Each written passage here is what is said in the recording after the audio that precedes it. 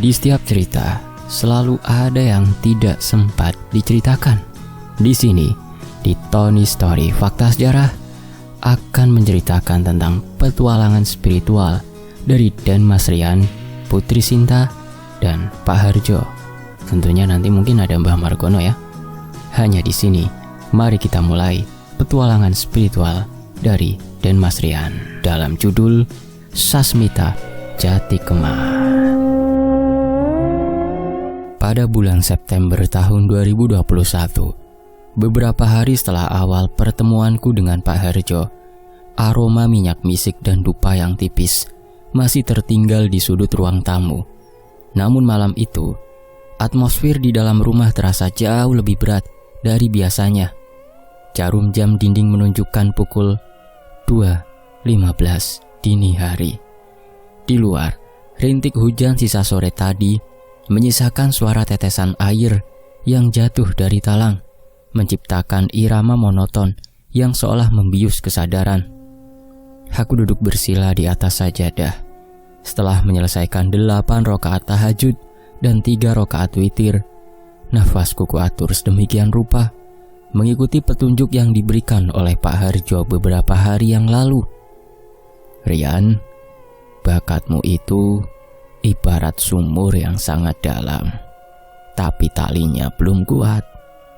Kamu seringkali keluar dari raga dengan bantuan Sinta atau Mbah Margono, tapi itu bukan kemandirian. Kamu harus bisa menguasai getaran sukmamu sendiri melalui nafasmu, kata Pak Harjo saat itu, sembari menyesap kopi hitamnya yang pekat. Beliau memintaku untuk melakukan amalan zikir nafas.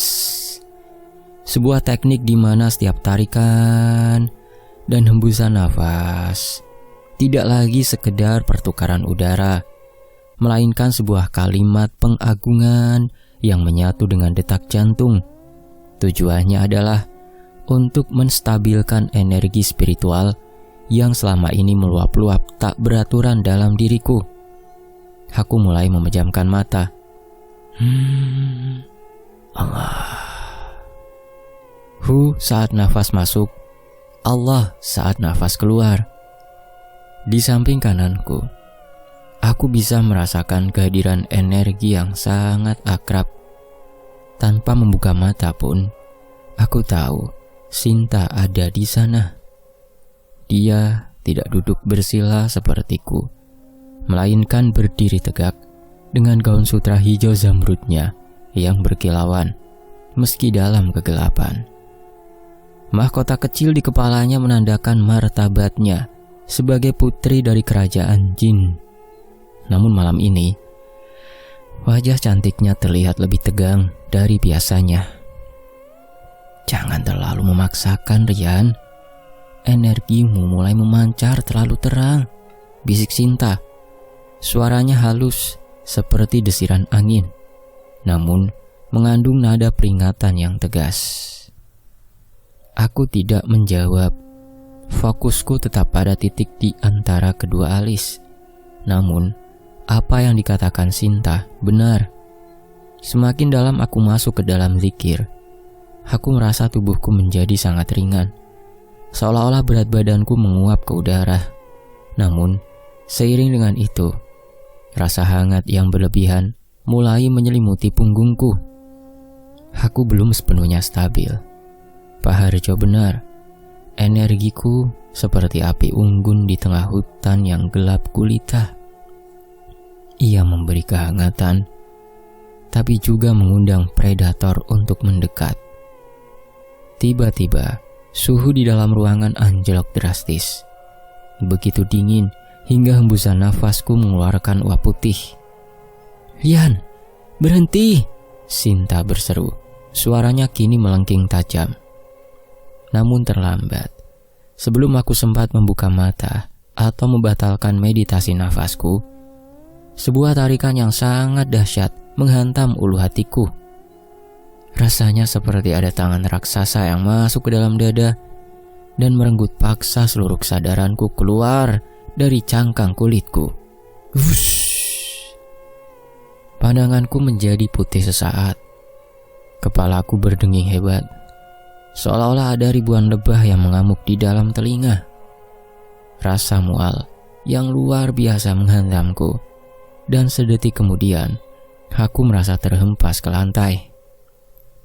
Tapi lantai ini terasa berbeda, bukan lantai upin dingin di ruang sholatku. Lantai ini terbuat dari kayu jati yang halus dan mengkilap. Aku mengerjapkan mata. Bau ruangan ini, bau kayu jati tua, bau masakan lodeh yang gurih, dan bau parfum melati yang sangat kukenal. Aku mendongak dan tertegun. Loh, Rian, aku malah tidur di lantai, nak? Ayo bangun, pindah ke kamar. Sebuah suara lembut memanggilku.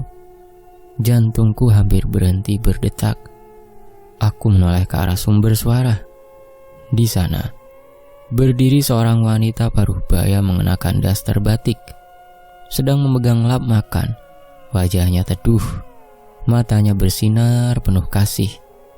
Ibu, bisikku lirih. Air mata mendadak menggenang di pelupuk mataku. Iya, ini ibu. Kamu itu loh kebiasaan. Pasti habis baca buku sampai ketiduran ya. Ibu tersenyum. Lalu ia menoleh ke arah pintu depan yang terbuka. Pak, itu anaknya sudah bangun. Jangan digodain terus. Seorang pria masuk dari pintu depan, mengenakan sarung dan kaos oblong putih. Ia memegang koran di tangan kirinya. Ayah. Ia tampak jauh lebih muda dari terakhir kali aku melihatnya di rumah sakit bertahun-tahun lalu. Rian ini memang calon orang hebat, Bu.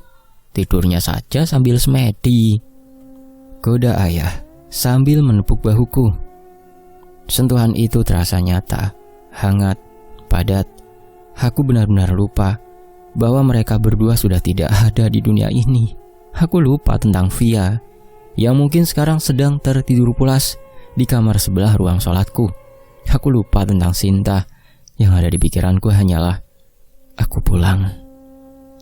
Dari sudut pandang Sinta menggeram. Taring kecilnya menyembul di balik bibir merahnya yang indah. Matanya yang biasanya jernih kini berubah menjadi merah menyala akibat amarah yang meluap. Di hadapannya, sebuah entitas hitam legam tanpa wajah berdiri tegak. Makhluk itu membawa sebuah gumpalan cahaya biru di tangannya. Sukmarian. Lepaskan dia, Jati Kemat, atau akan kupastikan tidak ada lagi sisa dari keberadaanmu di alam ini, teriak Sinta. Suaranya menggetarkan dimensi astral di sekitar rumah itu. Sosok yang disebut Jati Kemat itu terkekeh. Suaranya seperti gesekan batu nisan yang pecah. Putri Sinta, kau terlalu terikat pada manusia lemah ini. Lihatlah, dia begitu mudah terpancing oleh ilusi yang kuberikan. Dia tidak menginginkanmu. Dia hanya ingin masa lalunya. Jati Kemat adalah entitas kuno yang sering berpindah-pindah di perbatasan alam. Ia tidak tertarik pada pemujaan atau tumbal biasa. Ia mengincar sukma yang memiliki pancaran energi murni untuk ia hisap dan dijadikan bagian dari kekuatannya. Zikir nafas Rian yang tidak stabil tadi telah membukakan pintu yang sangat lebar bagi Jati Kemat untuk masuk. Dia bukan manusia lemah. Dia adalah tuanku dan dia adalah bagian dari hidupku. Sinta melesat maju. Kecepatannya luar biasa. Dalam sekejap, ia sudah berada di depan Jati Kemat. Tangan Sinta yang halus berubah menjadi cakar yang diselimuti api hijau kebiruan. Ia menyambar ke arah dada Jati Kemat. Namun makhluk itu menghilang dalam kepulan asap hitam yang berbau busuk. Jangan lancang, Putri. Kerajaanmu mungkin besar, tapi di sini, di tanah hitam ini, akulah penguasanya.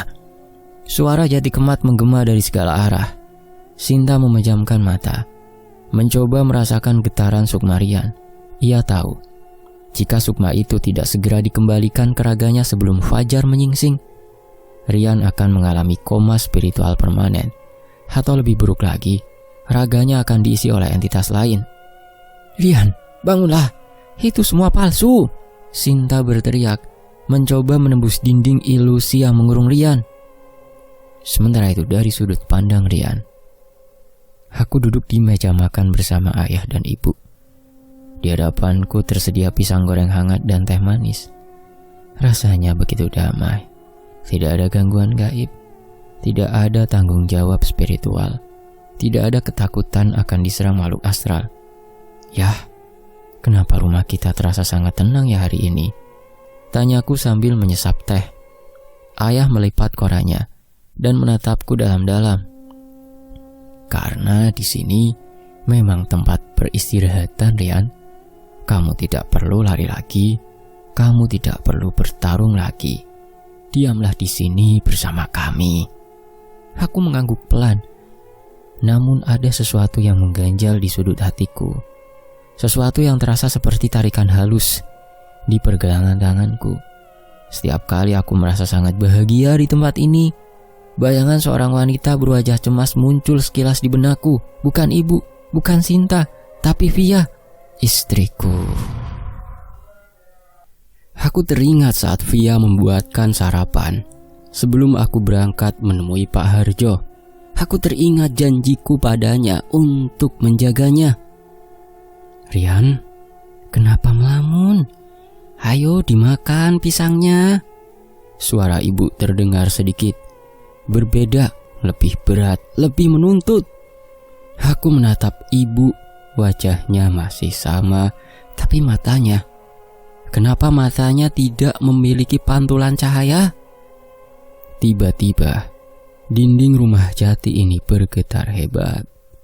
Langit-langit rumah seolah retak, dan dari celah-celah itu muncul semburat api hijau kebiruan. "Rian, bangun!" Suara itu suara Sinta. "Jangan dengarkan dia, nak. Itu hanya gangguan setan," kata ayah dengan nada dingin. Tangannya memegang bahuku, dan kali ini genggamannya terasa seperti besi yang membara. Sangat sakit. Aku mulai tersadar. Aku melihat ke bawah, ke arah teh manisku. Air teh itu berubah menjadi cairan hitam kental yang berbau bangkai. Pisang goreng di piring berubah menjadi ulat-ulat besar yang menggeliat. "Ini bukan rumahku," bisikku. "Ini rumahmu!" Ayah berteriak. Wajahnya mulai lurus seperti lilin yang dipanaskan. Kulitnya mengelupas, menunjukkan daging hitam yang membusuk di bawahnya. Ketakutan luar biasa menghantamku. Aku mencoba berdiri, tapi kursi ini seolah membelenggu kakiku. Aku mencoba merapalkan doa, tapi lidahku terasa kaku, seolah-olah ada tangan tak kasat mata yang menjepitnya. Di saat itulah, aku melihat Sinta menembus dinding ruang makan. Dia tampak kelelahan. Gaunnya robek di beberapa bagian, tapi matanya masih memancarkan keberanian yang luar biasa. "Sinta!" seruku dalam hati. "Rian, pegang tanganku, jangan lepaskan." Sinta menjulurkan tangannya. Di belakang Sinta, sesosok makhluk raksasa hitam dengan tanduk yang melengkung tajam muncul. Jati Kemat. Makhluk itu meraung, menciptakan gelombang energi negatif yang membuatku merasa sangat lemas. "Kau tidak akan membawanya, putri kecil." Jati Kemat melayangkan pukulan besar ke arah Sinta. Sinta tidak menghindar. Dia merapalkan sebuah mantra dalam bahasa yang tidak ku mengerti. Bahasa kuno kalangan jin tingkat tinggi. Sebuah perisai cahaya terbentuk di sekelilingnya, menahan hantaman Jati Kemat. "Rian, ingat nafasmu. Zikir nafas. Jangan gunakan tenagamu, gunakan cahaya dalam dirimu." Sinta berteriak di tengah hiruk pikuk pertempuran itu. Aku memejamkan mata Di tengah kengerian itu, aku mengabaikan sosok ayah dan ibu yang kini berubah menjadi mayat hidup yang mencoba menarikku ke dalam lantai. Aku memfokuskan seluruh sisa kesadaranku pada satu titik. Allah. Aku mulai memvisualisasikan energi yang diajarkan Pak Harjo. Allah. Bukan sebagai api yang membakar, tapi sebagai air yang tenang namun menghanyutkan. Tiba-tiba, aku merasakan ledakan cahaya dari dalam dadaku. Cahaya itu berwarna putih keemasan, sangat kontras dengan api hijau Sinta atau kegelapan Jati Kemat. Cahaya itu merambat keluar, menghancurkan ilusi rumah kayu jati itu. Tidak! Jati Kemat melolong kesakitan saat cahaya itu mengenai kulit hitamnya. Aku merasa ditarik kembali dengan kecepatan cahaya. Ruang makan itu hancur berkeping-keping. Aku melihat Sinta masih bertarung sengit dengan Jati Kemat di ruang hampa yang gelap. Sinta tampak terdesak, namun ia berhasil memberikan satu hantaman telak ke dada Jati Kemat dengan keris kecil yang muncul dari genggamannya. Dek, kesadaranku menghantam tubuh fisikku. Aku tersedak. Paru-paruku serasa terbakar saat menghirup udara nyata kembali. Aku jatuh tersungkur di atas sajadah. Keringat dingin membasahi seluruh tubuhku. Jantungku berpacu seperti beduk ditabuh bertalu-talu. Aku membuka mata. Aku kembali di ruang sholatku. Sepi, sunyi. Namun, Sinta tidak ada di sampingku. Sinta? Panggilku dengan suara parau, hening. Biasanya dia akan langsung muncul dengan nada ketusnya atau senyum tipisnya. Tapi kali ini, ruangan itu benar-benar kosong dari kehadiran astral yang biasa menemaniku. Panik mulai merayap. Aku bangkit berdiri dengan kaki gemetar. Aku melihat ke sekeliling. Di atas sajadah, ada noda hitam pekat yang berbau busuk. Sisa dari energi Jati Kemat yang sempat menempel padaku. Tiba-tiba, pintu ruang sholat terbuka. Via berdiri di sana dengan wajah cemas, memegang lampu senter. Mas, kamu gak apa-apa?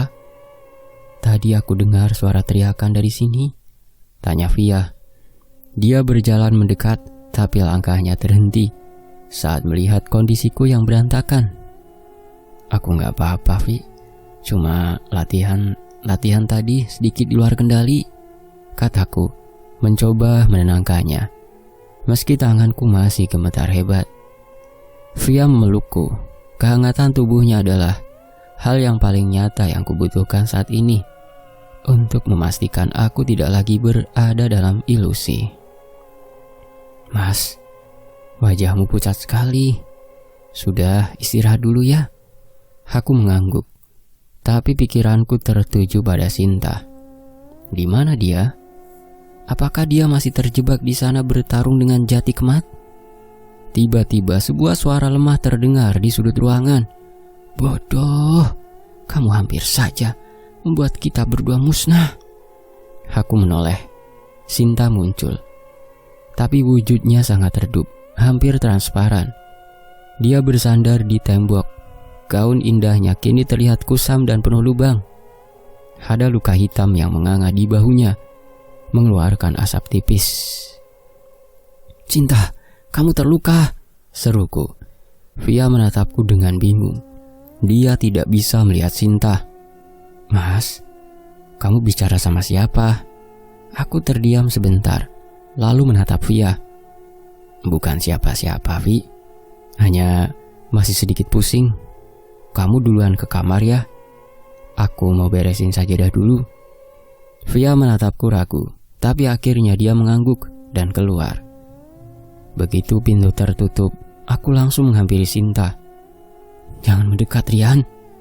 Energi pembersih dari tikirmu tadi masih terlalu kuat untukku saat ini, kata Sinta sambil mengangkat tangannya lemah aku terpaku.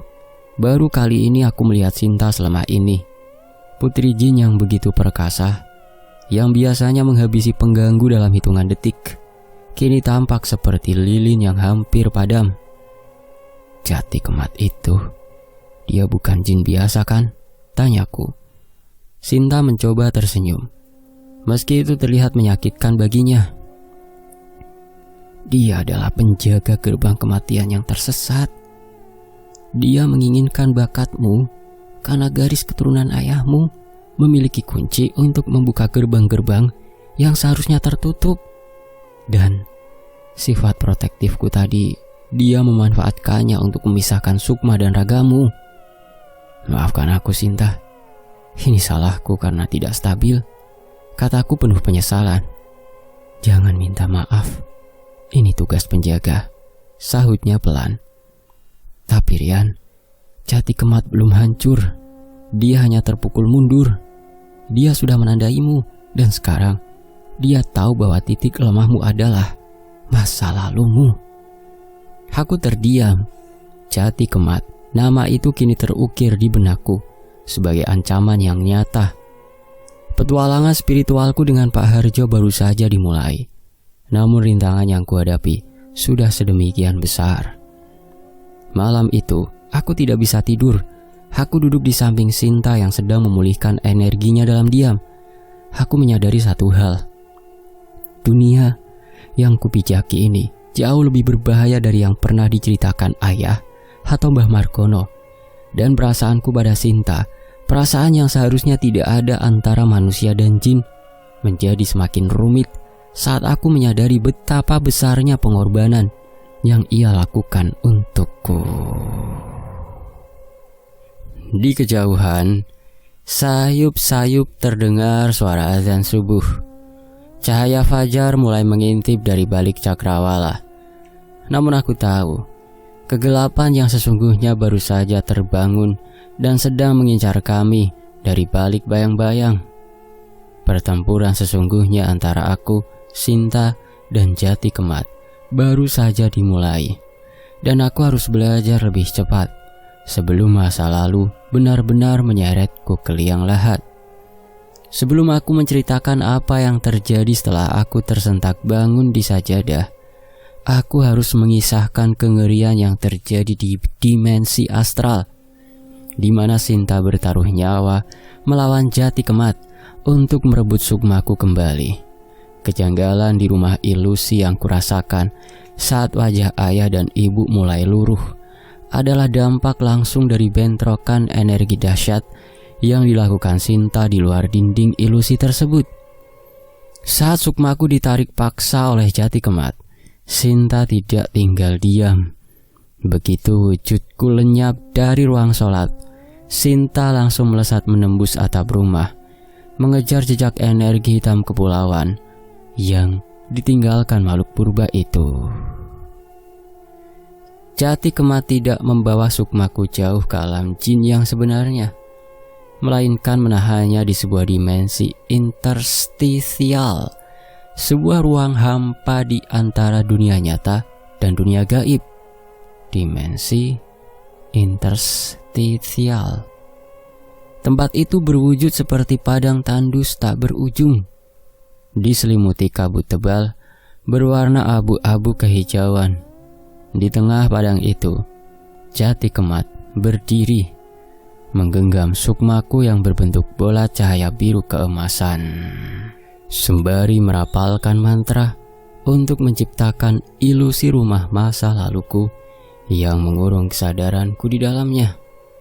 Sinta mendarat di padang tandus itu.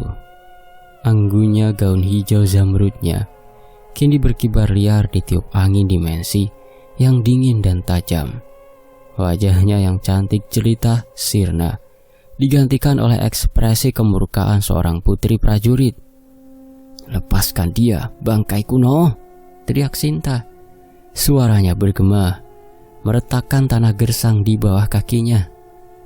Jati Kemat menoleh lambat. Wajahnya yang tanpa fitur itu seolah menyeringai. "Putri Sinta dari kerajaan selatan. Berani sekali kau meninggalkan wilayahmu demi satu nyawa manusia fana. Tidakkah kau tahu siapa aku? Aku tidak peduli siapa kau. Tanpa peringatan, Sinta melesat maju. Kecepatannya melampaui batas nalar. Dia bukan lagi sekedar bayangan. Dia adalah kilatan cahaya hijau yang mematikan. Tangan kanannya terjulur. Kuku-kukunya memanjang menjadi cakar api spiritual yang panas. Serangan pertama Sinta luput. Jati Kemat menghilang ke dalam kabut dan muncul kembali beberapa meter di belakang Sinta. Kau cepat, putri, tapi kemarahan membuatmu buta. Ejek Jati Kemat. Dari tubuh hitamnya yang pekat, keluar belasan rantai besi berkarat yang ujungnya berduri. Rantai-rantai itu melesat ke arah Sinta, mencoba membelenggu tubuhnya. Sinta melakukan salto di udara, menghindari rantai-rantai itu dengan kelincahan seorang penari. Saat masih di udara, ia memutar tubuhnya dan melepaskan gelombang energi berbentuk sabit dari kedua tangannya. Bum, bum. Gelombang energi itu menghantam rantai-rantai Jati Kemat, menghancurkannya menjadi serpihan energi hitam. Sinta mendarat dengan mulus, lalu menghantamkan telapak tangannya ke tanah. Taring bumi, bangkitlah! Tanah gersang di bawah Jati Kemat meledak. Duri-duri kristal raksasa berwarna hijau tajam mencuat keluar, mencoba menusuk Jati Kemat dari bawah. Makhluk itu melompat tinggi ke udara untuk menghindar, namun Sinta sudah memprediksi gerakan itu. Sinta melompat mengejarnya. Di udara, ia menyatukan kedua tangannya, menciptakan sebuah bola api hijau pekat yang berputar kencang. Ia menghantamkan bola api itu tepat ke dada Jati Kemat. Duar! Ledakan dahsyat terjadi di udara. Tubuh besar Jati Kemat terhempas, jatuh ke tanah, menciptakan kawah besar. Bola cahaya yang merupakan sukmaku terlepas dari genggamannya dan melayang di udara. Sinta segera melesat untuk menangkap sukmaku. Namun, Jati Kemat belum tamat. Dari dalam kawah, makhluk itu meraung hebat. Suaranya menyebabkan getaran frekuensi rendah yang menyiksa. Sinta limbung di udara.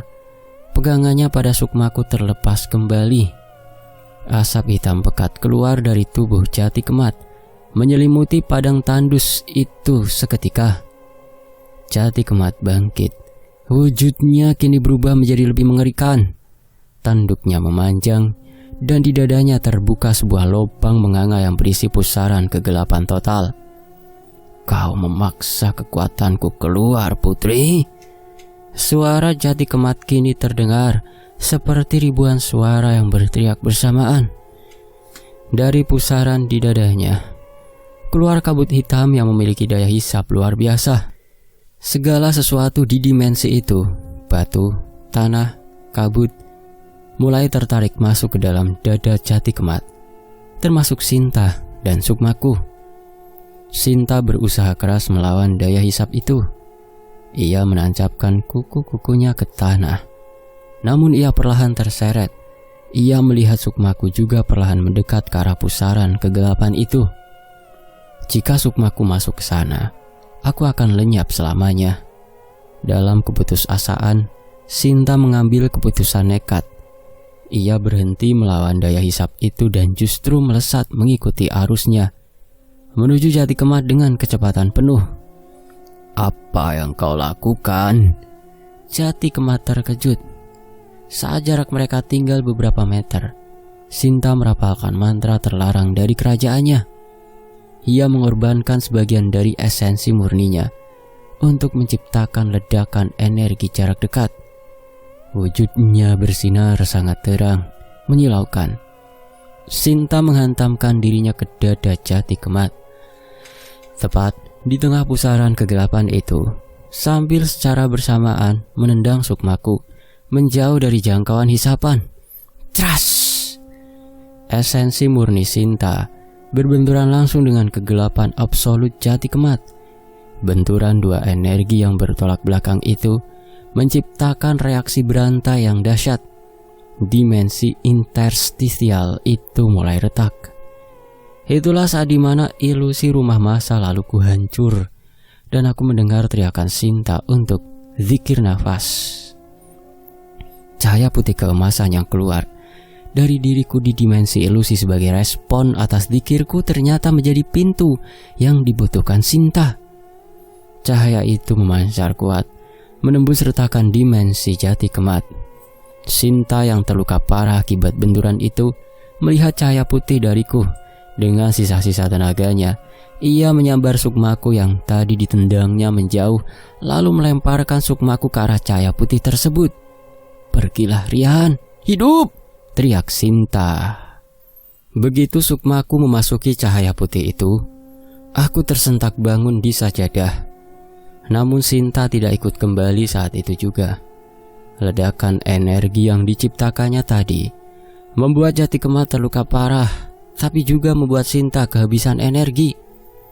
Jati Kemat dengan sisa kekuatannya mencoba mencengkeram Sinta yang lemas. "Kau akan membayar ini, putri," desis Jati Kemat. Kulitnya yang terkena energi Sinta tampak melepuh dan hancur. Sinta tidak bisa melawan lagi. Ia pasrah.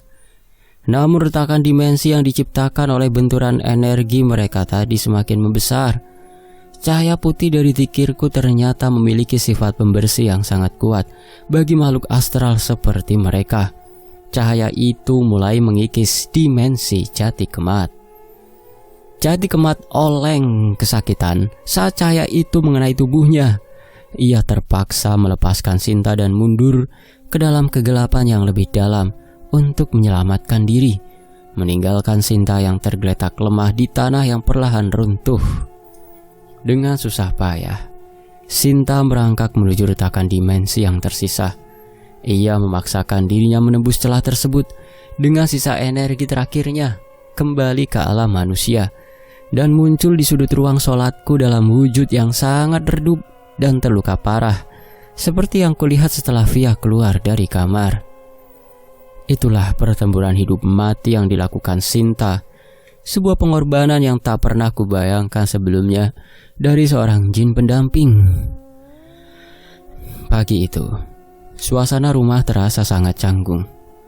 Via membuatkan sarapan nasi goreng, namun aku hanya mengaduk-aduknya tanpa nafsu makan. Pikiranku bercabang. Rasa bersalah karena hampir celaka, rasa takut ancaman Jati Kemat yang belum usai, dan rasa cemas yang mendalam terhadap kondisi Sinta. Sinta masih berada di sudut ruang sholat.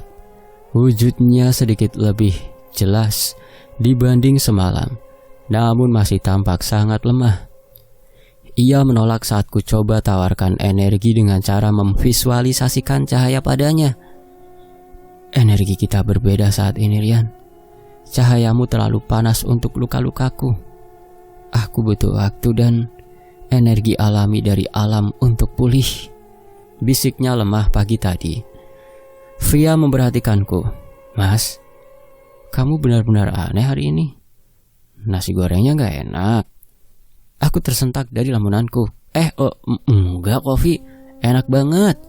Cuma Mas lagi mikirin kerjaan." Aku berbohong lagi.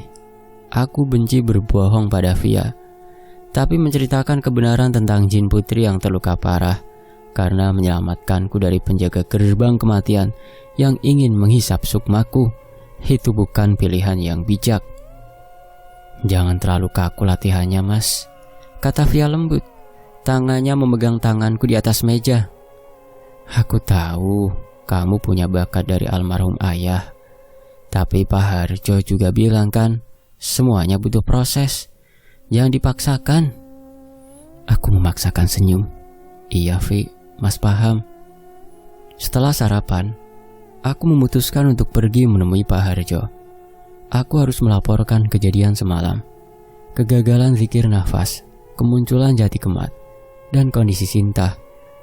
Aku tidak bisa menangani ini sendirian. Aku berpamitan pada Via, berjanji akan pulang sebelum asar. Aku mengambil kunci motor dan berjalan menuju ruang sholat untuk berpamitan pada Sinta. Aku akan ke tempat Pak Harjo, Sinta. Beristirahatlah.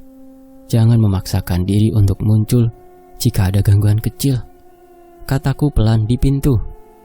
Sinta membuka matanya sedikit. Berhati-hatilah, Rian. Sisa energi Jati Kemat masih menempel padamu. Kau seperti suara yang menyala bagi mereka yang mengerti. Aku mengangguk. Aku merasakan firasat tidak enak saat meninggalkan rumah. Tapi aku harus mendapatkan petunjuk dari Pak Harjo. Perjalanan menuju kediaman Pak Harjo di pinggiran kota memakan waktu sekitar 45 menit. Pikiranku melayang ke masa lalu. Masa di mana Mbah Margono, guru pertamaku, masih membimbingku. Mbah Margono adalah sosok yang jenaka, namun keras saat melindungi. Beliau sering menutup auraku agar aku bisa hidup normal. Tapi setelah beliau merasa tugasku bersamanya selesai dan mempersilahkanku untuk melanjutkan meningkatkan ilmu pada Pak Harjo, aku merasa telanjang kembali. Pak Harjo adalah spiritualis Islam kejawen.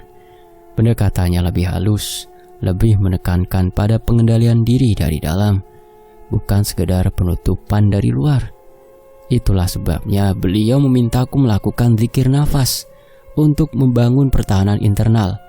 Tapi tadi malam membuktikan pertahanan internalku masih sangat rapuh. Cek.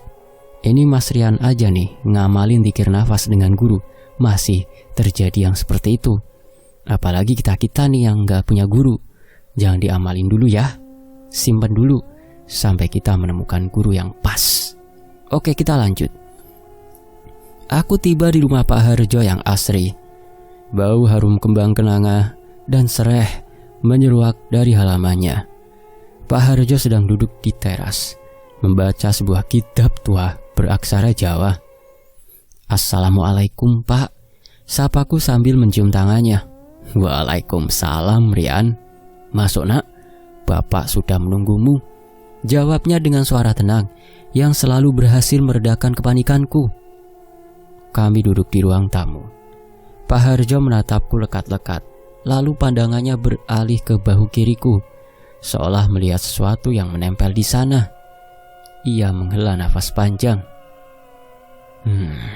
Bau minyak misik, tapi bercampur dengan bau bangkai kuno dan api hijau yang meredup.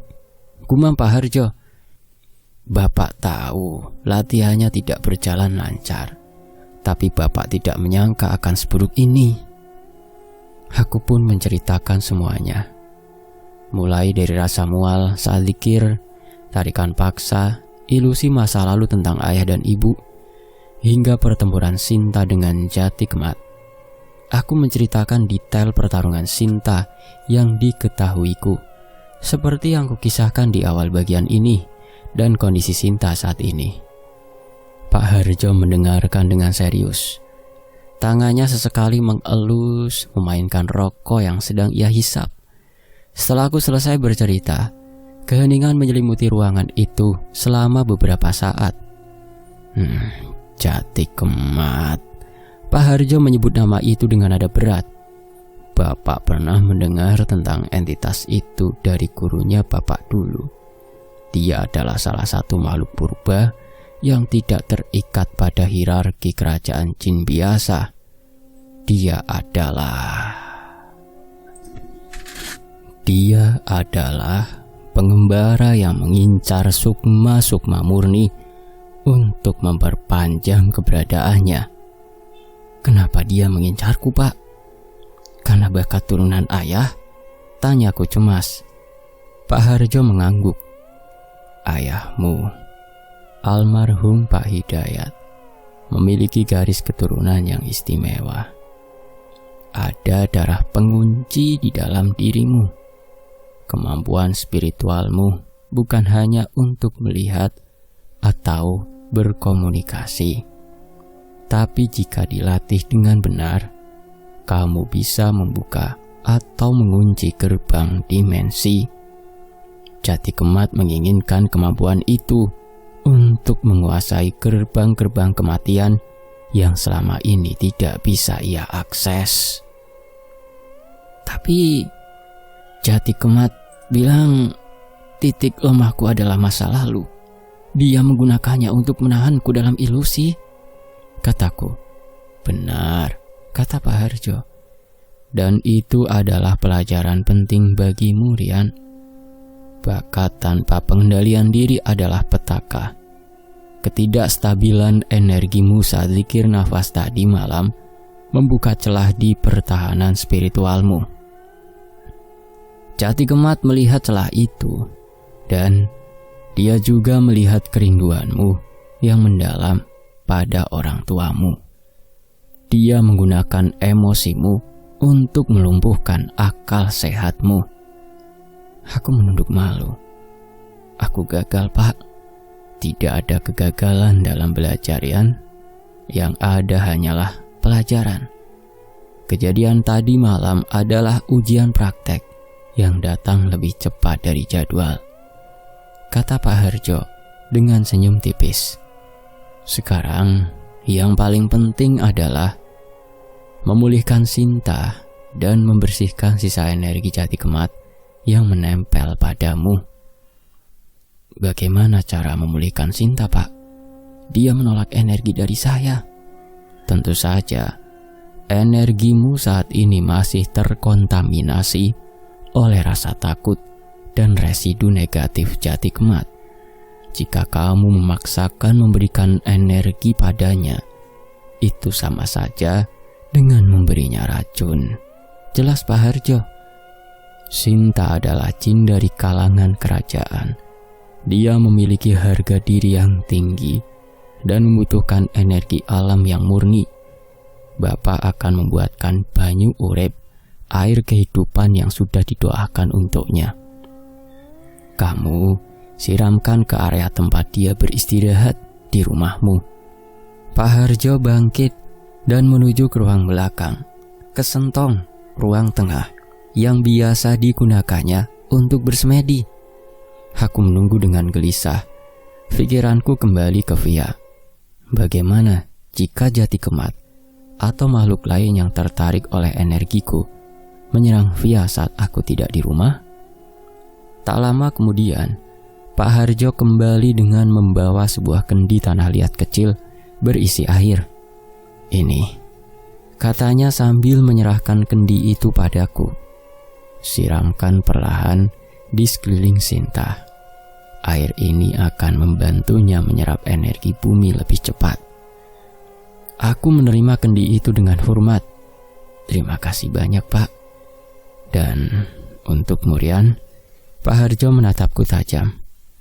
Untuk sementara waktu, Bapak minta kamu berhenti melakukan zikir nafas secara mandiri.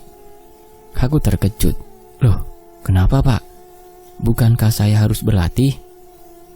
Berlatih dalam kondisi tidak stabil seperti ini sama saja dengan bunuh diri. Jati Kemat sudah menandaimu. Setiap kali kamu mencoba menaikkan energimu tanpa pengawasan, dia akan bisa melacakmu lebih mudah. Untuk saat ini, Bapak akan berikan doa pembungkus auramu kembali, seperti yang dulu dilakukan Mbah Margono. Tapi ini hanya sementara, sampai Sinta pulih dan kamu bisa mengendalikan emosimu. Ia merapalkan doa, lalu meminta bahu kiriku untuk disentuh. Saat tangan Pak Harjo menyentuh bahuku, aku merasakan sensasi hangat yang menjalar, seolah-olah bau bangkai kuno yang menempel tadi perlahan menguap. Jauhkan hatimu dari rasa takut yang berlebihan, Rian. Takutlah hanya pada Allah. Jati Kemat itu kuat, tapi dia tetap makhluk ciptaannya. Dan satu lagi, Jati Kemat bukanlah ancaman terakhir. Keberanian Sinta tadi malam menunjukkan betapa berharganya dirimu bagi kerajaan selatan. Itu bisa memicu ketertarikan dari pihak lain. Kata-kata Pak Harjo tidak menenangkanku. justru menambah beban pikiran. Pak, apa yang harus saya lakukan pada Via? Saya takut dia terkena dampaknya, tanyaku lirih. Pak Harjo menghela nafas. Ia menatapku dengan tatapan seorang ayah. Rian, kamu sudah memilih untuk menikahinya. Via adalah istrimu, belahan jiwamu di dunia ini. Lambat laun dia akan menyadari ada yang tidak beres. Energimu, meskipun ditutupi raja, akan mempengaruhi energi di rumah. Dan Via, sebagai orang yang paling dekat denganmu, akan merasakannya. Saya harus memberitahunya, Pak. Kebenaran adalah pedang bermata dua, Rian. Jika kamu memberitahunya sekarang, rasa takutnya bisa menjadi energi negatif yang justru mengundang tamu. Tapi jika kamu menyembunyikannya terus, ketidaktahuannya bisa membuatnya rentan. Kata Pak Harjo bijak. Gunakan intuisimu saat Sinta sudah pulih. Mintalah pendapatnya juga. Sinta mungkin jin, tapi dia mengenalmu lebih lama dari Via. Aku mengangguk lemah. Pilihan yang sulit. Setelah mengucapkan terima kasih dan berjanji akan memberikan banyu urip pada Sinta, aku berpamitan. Perjalanan pulang terasa lebih berat. Rajah dari Pak Harjo memang membuatku merasa terlindung. Tapi di dalam hati, aku merasa seperti bom waktu. Aku mengkhawatirkan Sinta. Aku mengkhawatirkan Via. Dan aku mengkhawatirkan masa depan spiritualku. Aku tiba di rumah saat matahari sudah mulai turun. Via menyambutku di pintu dengan senyumnya yang biasa. Tapi matanya menunjukkan kelelahan. Gimana di tempat Pak Harjo, Mas? Tanyanya sambil mengambilkan air minum untukku. Alhamdulillah lancar, Vi. Pak Harjo kasih Mas wejangan untuk lebih tenang, jawabku sambil menerima gelas air. Aku kembali berbohong. Setelah Via kembali ke dapur untuk menyiapkan makan malam, aku langsung menuju ruang sholat. Sinta masih di posisi yang sama. Aku membuka kendi dari Pak Harjo. Sinta, panggilku pelan. Dia membuka mata. Kau kembali, Rian. Bau bangkai itu sudah hilang dari bahumu. Iya, Pak Harjo memberiku doa pembungkus aura. Dan beliau menitipkan ini untukmu, banyu urip. Aku mulai menyiramkan air dari kendi perlahan di sekeliling Sinta. Air itu tampak berkilau saat menyentuh lantai. Anehnya, air itu tidak membasahi lantai ubin, melainkan seperti menguap dan membentuk kabut tipis berwarna biru di sekitar Sinta. Sinta memejamkan mata, menghirup uap air itu. Aku bisa melihat perlahan-lahan wujudnya mulai sedikit lebih padat. Warna gaunnya mulai kembali cemerlang di beberapa bagian. Luka hitam di bahunya perlahan mengecil. Terima kasih, Rian, kata Sinta. Suaranya terdengar lebih bertenaga. Ini sangat membantu. Istirahatlah, Sinta. Aku tidak akan melakukan latihan apa-apa sampai kamu benar-benar sembuh. Jati Kemat, dia tidak akan diam, bisik Sinta. Raja dari Pak Harjo hanya menyembunyikanmu dari penglihatan astral biasa. Bagi Jati Kemat, kau sudah seperti mangsa yang terluka. Dia akan mengawasi rumah ini dari kejauhan, menunggu saat kita lengah. Aku tahu, tapi untuk sekarang, pemulihanmu adalah prioritas utama. Aku meninggalkan ruang sholat dengan perasaan sedikit lega. Namun, kewaspadaanku tidak berkurang. Malam harinya, saat kami sedang menonton televisi, Via tiba-tiba bersuara, Mas, tadi sore, waktu kamu belum pulang, aku merasa aneh di rumah. Katanya pelan. Jantungku berdegup kencang. Aneh gimana, Vi? Waktu aku lagi di dapur, rasanya dingin banget. Terus kayak ada yang ngeliatin aku dari arah ruang sholat. Aku coba cek, Tapi gak ada siapa-siapa, Mas. Cerita Via, wajahnya tampak sedikit tegang. Aku berusaha bersikap tenang. Aku tahu itu pasti Jati Kemat yang sedang memantau dari kejauhan, atau sisa energi pertarungan tadi malam yang masih tersisa di rumah. Mungkin cuma perasaanmu aja, Vi. Kan tadi malam Mas latihan. Mungkin energinya masih tersisa sedikit. Nanti Mas bersihin ya, kataku sambil merangkul bahunya, mencoba memberikan rasa aman. Via menatapku. Matanya terlihat mencari kepastian. Mas, janji ya, jangan sembunyiin apa-apa dari aku kalau itu menyangkut keselamatan kita. Aku terdiam. Kata-kata Pak Harjo terngiang di telingaku. Kebenaran adalah pedang bermata dua. Iya, Vi, Mas janji, kataku. Meski aku tahu aku sedang membuat janji yang mungkin sulit ku tepati sepenuhnya dalam waktu dekat. Malam itu, aku tidak bisa tidur. Aku duduk di ruang tengah, mengawasi pintu ruang sholat dan pintu depan. Doa dari Pak Harjo memang menutup auraku. Tapi di dalam diri, aku merasa ketakutan yang mendalam. Jati Kemat, pengembara purba yang menginginkan sukmaku, kini mengintai dari balik bayang-bayang malam. Aku menyadari perjalanan spiritualku bukan lagi sekedar latihan zikir atau pelepasan sukma.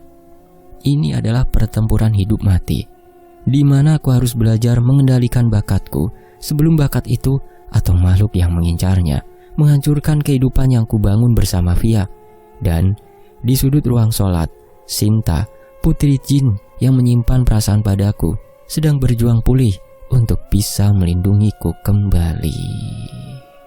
Tahun 2021 sudah akan berakhir. Namun, petualanganku dengan babak baru ini baru saja dimulai. Dan aku tahu, ini akan menjadi tahun terpanjang dalam hidupku. 3 hari telah berlalu sejak insiden yang hampir merenggut sukmaku. Berkat banyu urip dari Pak Harjo, Sinta mulai menampakkan wujud aslinya yang agung. Meski guratan luka hitam di bahunya masih menyisakan sisa-sisa racun energi Jati Kemat, namun ketenangan di rumah kami terasa semu. Ada keheningan yang menekan, seolah-olah udara di sekitar kami menjadi padat dan sulit dihirup. Malam itu, hujan turun sangat deras disertai petir yang menyambar-nyambar. Via sudah tertidur lelap di kamar setelah aku memberikan segelas susu hangat yang telah kubacakan doa perlindungan. Aku duduk di ruang tengah, memegang tasbih, sementara Sinta berdiri di sudut ruangan dengan tatapan tajam menghadap ke pintu depan. Dia datang, Rian, bisik Sinta. Suaranya tidak lagi lemah, melainkan dingin dan penuh otoritas. Raja Pak Harjo mulai terkikis oleh air hujan dan petir yang membawa energi murni. Dia menemukan celah. Tiba-tiba, lampu di seluruh rumah padam. Sunyi yang mencekam menyusul, hanya menyisakan suara detak jantungku yang berpacu kencang. Bau bangkai yang sangat menyengat, jauh lebih busuk dari sebelumnya, menembus sela-sela pintu. Rian, tolong aku. Aku tersentak. Suara itu berasal dari kamar tidur. Itu suara Via. Jangan bergerak. Sinta memperingatkan. Tangannya terentang menghalangiku. Itu bukan istrimu. Itu adalah suara Lamis. Suara tipuan yang ditarik Jati Kemat dari ketakutan terdalammu. Namun, pintu kamar terbuka perlahan. Sosok Via berdiri di sana. Rambutnya acak-acakan. Matanya putih pucat tanpa pupil. Ia berjalan menyeret kakinya ke arahku. Mas, dingin. Kenapa Mas tega membiarkan makhluk hijau itu ada di rumah kita? Kemarahan menyulut dadaku. Melihat sosok istriku dilecehkan sebagai media ilusi oleh Jati Kemat, membuat dikir nafas yang kupelajari bereaksi secara spontan. Tanpa kusadari, aku menarik nafas dalam, memfokuskan seluruh emosiku pada satu titik di ulu hati. Allah. Pancaran cahaya putih meledak dari tubuhku, menghantam sosok Via palsu itu hingga ia berubah menjadi asap hitam yang melengking kesakitan. "Cukup," teriakku.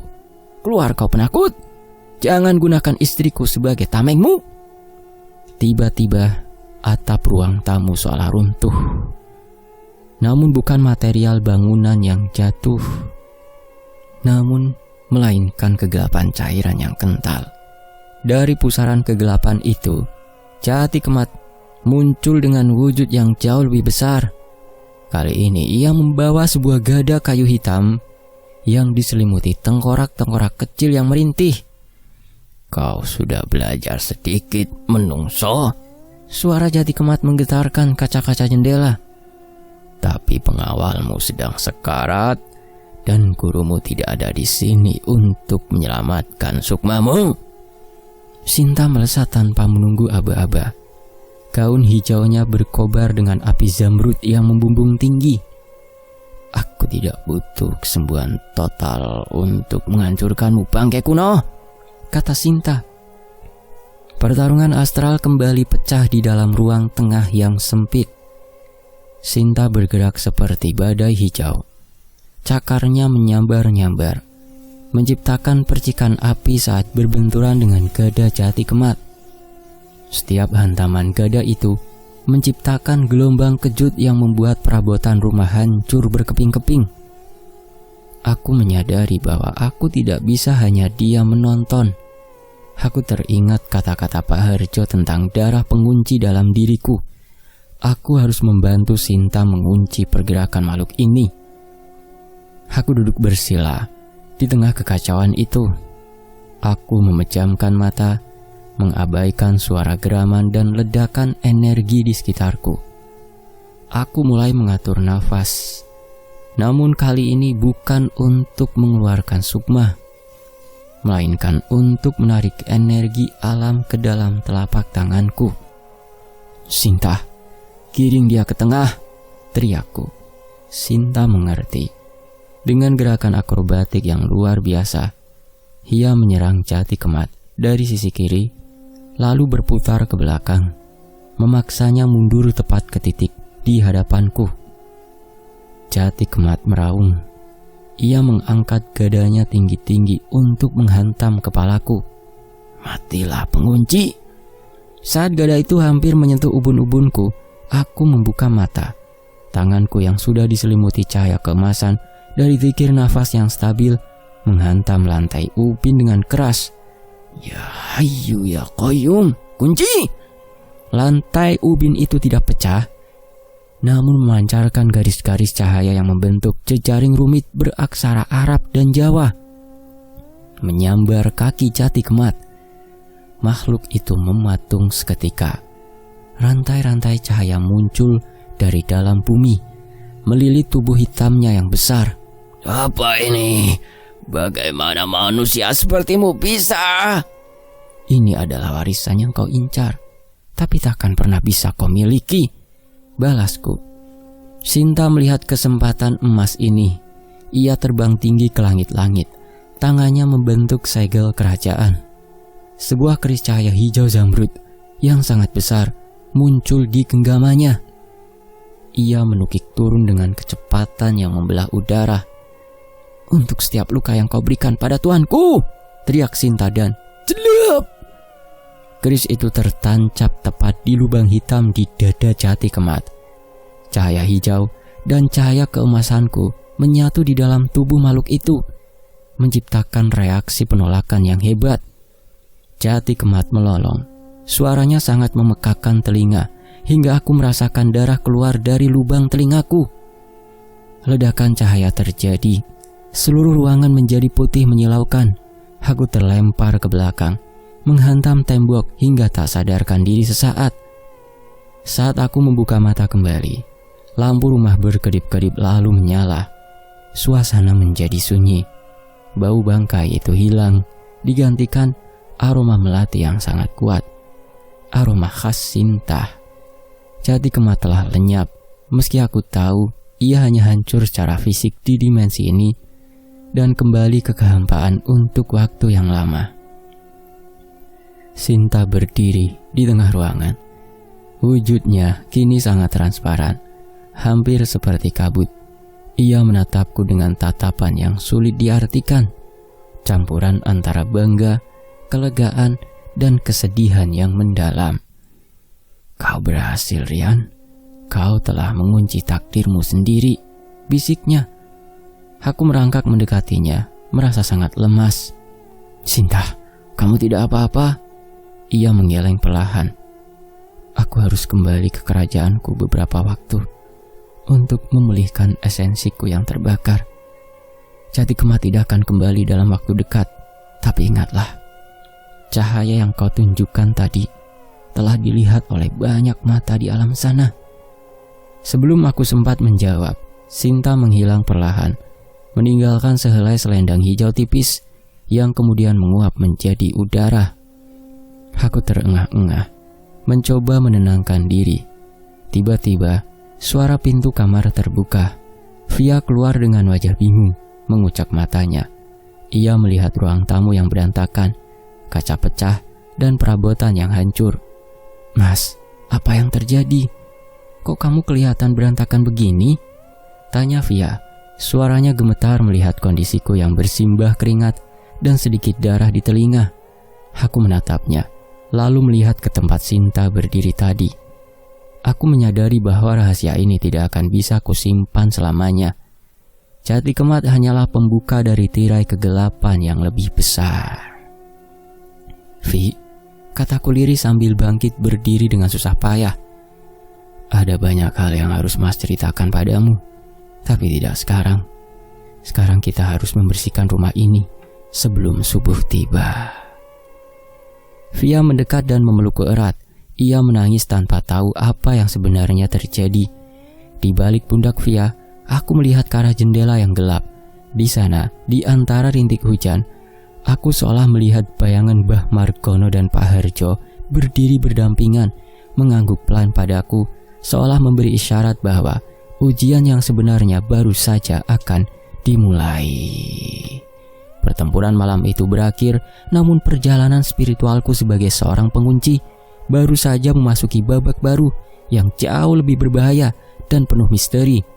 Dan aku tahu suatu saat nanti Sinta akan kembali bukan sebagai pelindung yang agresif, melainkan sebagai bagian dari takdir yang harus kuhadapi di antara dua dunia. Bersambung ke bagian berikutnya. Nantikan petualangan spiritual dan Mas Rian, Putri Sinta dan Pak Harjo di bagian berikutnya, hanya di Tony Story Fakta Sejarah. Wassalamualaikum warahmatullahi wabarakatuh.